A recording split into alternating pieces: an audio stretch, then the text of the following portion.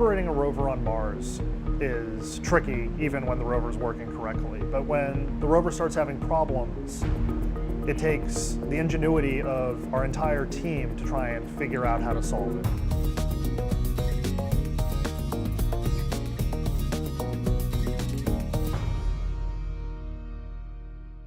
Engineers love boring. Boring means clear skies, no problems. The work is a little easier and the scientists get the data they want. But if you want to get an engineer excited, you throw them a curveball. Maybe some danger, maybe an anomaly. A heater that's stuck in the on position. The robotic arm didn't want to unstow. The real dust storm began. Got stuck in a dune. An elevated current in the right front wheel.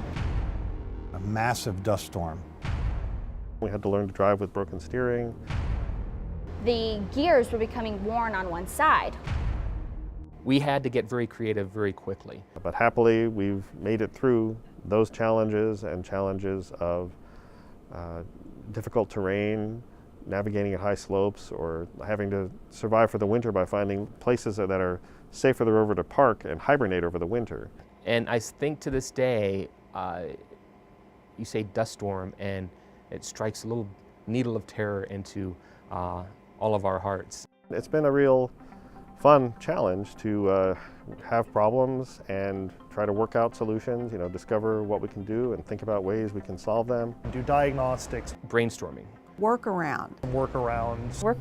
We're coming up with new workarounds to allow this hardware that is still functioning on the surface of Mars to continue to function and return excellent science to the science team.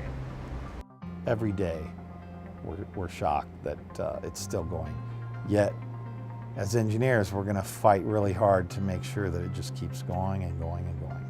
The most valuable thing that we've learned from these rovers lasting so long is that if something breaks, you can find usually something that will allow you to continue the mission even though one item on the rover has stopped working. We can even make changes on a rover that's hundreds of millions of miles away. We can make the changes on Earth, test them out here, make sure they're going to be good, and then send it up to Mars. A piece of equipment that has not been serviced by human hands in over 10 years is still working. I don't think your car works that good. We're going to keep pushing the rover like we meant to ever since we landed and see what we can see what's over the next hill and what's at the next crater. Stay tuned, there's more to come from Opportunity.